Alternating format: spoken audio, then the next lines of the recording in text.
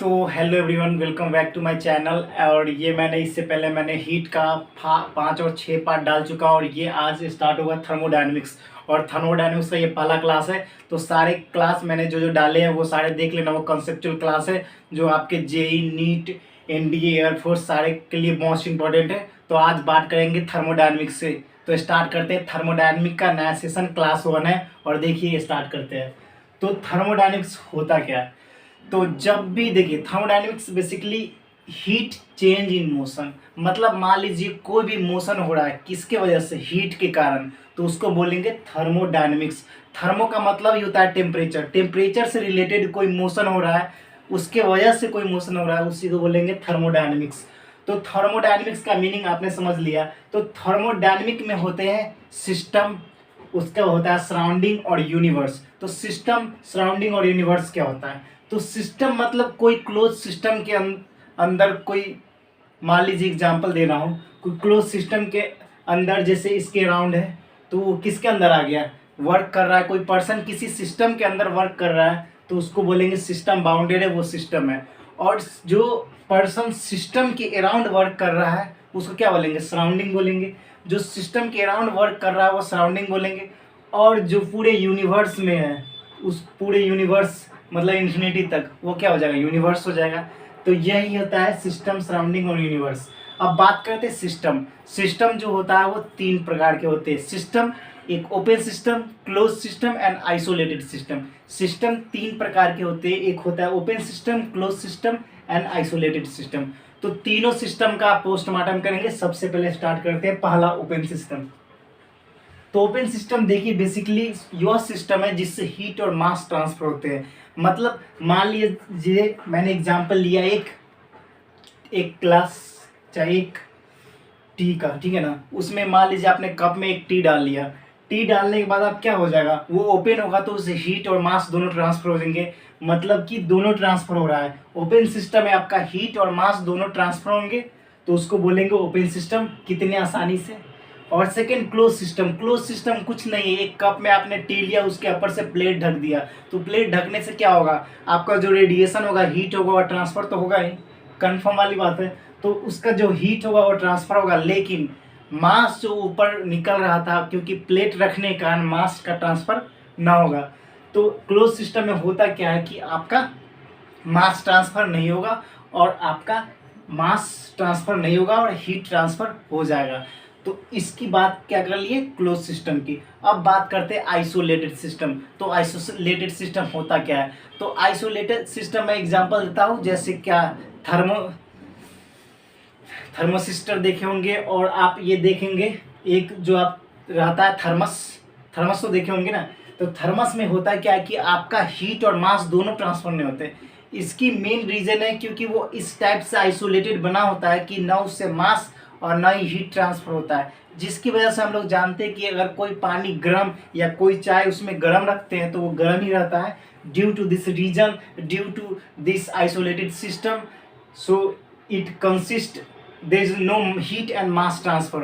So we all know that heat, isolated system, there is no mass transfer and there is no heat transfer. heat और mass दोनों transfer इससे नहीं होंगे। तो आपने तीनों सिस्टम को बारीकियों से समझ लिया। अब बात करते हैं छोटे छोटे टॉपिक, और जो इम्पोर्टेंट टॉपिक है जिससे न्यूमेरिकल बनता है वो आप में स्टार्ट करेंगे। Internal energy. तो इंटरनल एनर्जी जो डिनोट किया जाता है यू से, कैपिटल यू से, उसके फॉर्मूला होती है mcv डेल टी। तो मास यहाँ पर ये हो गया, और cv और डेल टी मतलब चेंज इन टेम्परेचर। अब बात करते हैं इंटरनल एनर्जी होता क्या है। तो बहुत सारे बच्चे बोलेंगे sir it is a form of energy. देखिए इंटरनल एनर्जी होता है, प्रॉपर्टी होता है जो शो कर क्या करता है? एनर्जी का। किस, और उसमें जो होता है कोई मैग्नेटिक और इलेक्ट्रिक फील्ड नहीं होता है। मतलब इंटरनल एनर्जी किसी बॉडी का चाहे प्रॉपर्टी होता है जिसमें जो शो किसको करता है? एनर्जी को शो करता है, और जिसमें कोई ना मैग्नेटिक फील्ड ना इलेक्ट्रिक फील्ड कुछ नहीं होते हैं। इंटरनल एनर्जी किसी बॉडी का प्रॉपर्टी होता है जिसमें क्या होता है? जो जो एनर्जी को शो करता है मगर without the effect of magnetic field, electric field. तो ये आप याद रखें, मोस्ट इंपॉर्टेंट है। इंटरनल एनर्जी का डिफिनीशन ही पूछा था, इससे न्यूमेरिकल आते हैं, तो आप न्यूमेरिकल ध्यान में रखेंगे। तो लॉ ऑफ थर्मोडायनेमिक्स। तो हम लोग जानते हैं law of thermodynamics, zeroth law, first law, second law, third law भी होता है इंजीनियरिंग में जो पढ़ना होता है। आप अगर जो बोलेंगे तो मैं थर्ड लॉ भी बताऊंगा आपको, लेकिन आपको सेकेंड लॉ तक ही पढ़ना है 12th तक, जो ये नीट, जेई और एनडीए के लिए। तो उसके बाद जीरोथ लॉ होता क्या है। तो जीरोथ लॉ मैंने इस इमेज से आपको समझाऊंगा कि जीरोथ लॉ होता क्या है। मान लीजिए कोई आपका दो बॉडी है, दोनों बॉडी से हीट ट्रांसफर हो रहा है, और तीसरा बॉडी है जो आइसोलेटेड है जिसे हीट ट्रांसफर नहीं होगा, मगर इस दोनों को हीट ट्रांसफर होने की वजह से तीसरा बॉडी में भी हीट ट्रांसफर होने लगता है। किसकी रीजन से, थर्मल इक्विलिब्रियम की रीजन से, तो उसी को बोलते हैं जीरोथ लॉ। अब बात करते हैं अच्छे तरीके से कैसे होगा। when the heat is transferred from one body to another body and another third body which is isolated, but due to thermal equilibrium the heat also transmission of heat also occur in third body।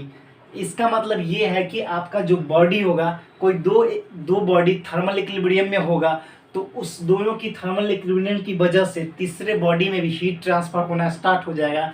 इसका मतलब है आपका जो heat transfer होगा वो A is equal to B is equal to C, heat transfer is equal to A is equal to B equal to C, तीनों में heat transfer कर लेगा, तो उसी को बोलेंगे जीरोथ लॉ। जीरोथ लॉ बस इतना ही बोलता है कि कोई भी दो बॉडी जो थर्मल इक्विलिब्रियम में है और दो बॉडी से हीट ट्रांसफर हो रहा है, और कोई तीसरा बॉडी जो आइसोलेटेड है, तो इस थर्मल इक्विलिब्रियम की वजह से उसमें भी हीट ट्रांसफर होना स्टार्ट हो जाएगा, उसी को बोलते हैं जीरोथ लॉ।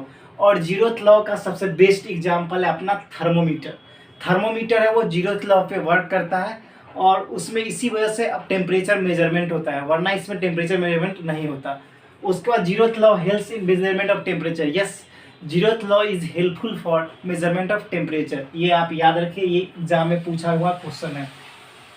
उसके बाद बात करते हैं फर्स्ट लॉ ऑफ थर्मोडायनेमिक्स। तो फर्स्ट लॉ ऑफ थर्मोडायनेमिक्स होता क्या है। तो बहुत सारे बच्चे इसमें कंफ्यूज होते हैं कि फर्स्ट लॉ ऑफ थर्मोडायनेमिक्स होता क्या है। तो फर्स्ट लॉ ऑफ थर्मोडायनेमिक्स कुछ नहीं होता है दोस्तों, आपका होता है कि total change in heat is equal to sum of internal energy in and work done.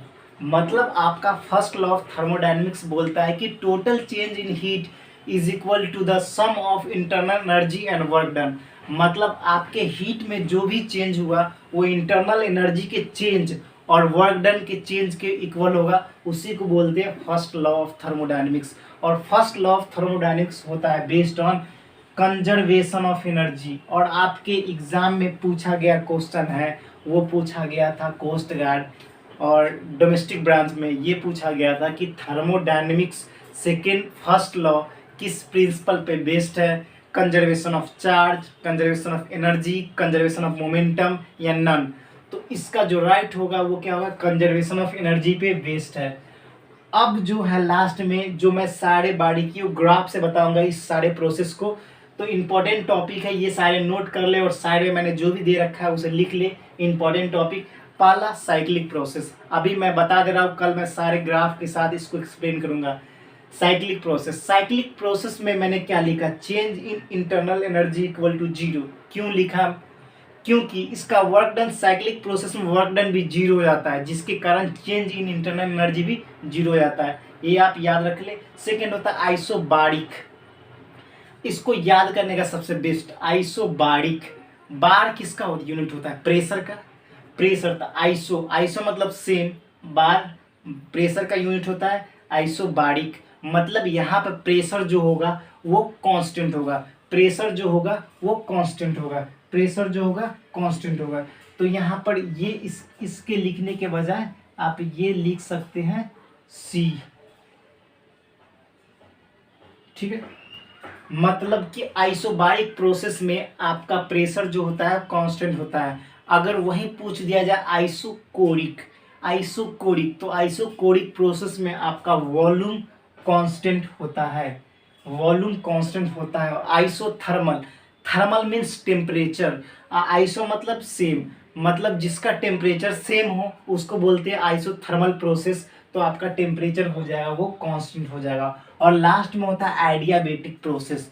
तो आइडियाबैटिक प्रोसेस से एक क्वेश्चन आता है, जो मैं इससे पहले भी करवा चुका हूँ, लेकिन आप लोगों ने मेरे कमेंट सेक्शन में नहीं बताया कि उसका आंसर क्या होगा। तो आइडियाबैटिक प्रोसेस में आपका जो टेम्परेचर उस चेंज इन हीट होता है वो जीरो होता है। चेंज इन हीट क्या होता है?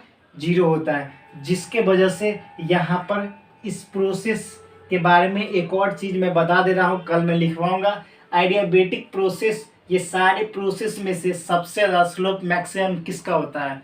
अगर आपसे पूछ लिया जाए कि which of the flowing have a maximum slope, then what will you give me answer?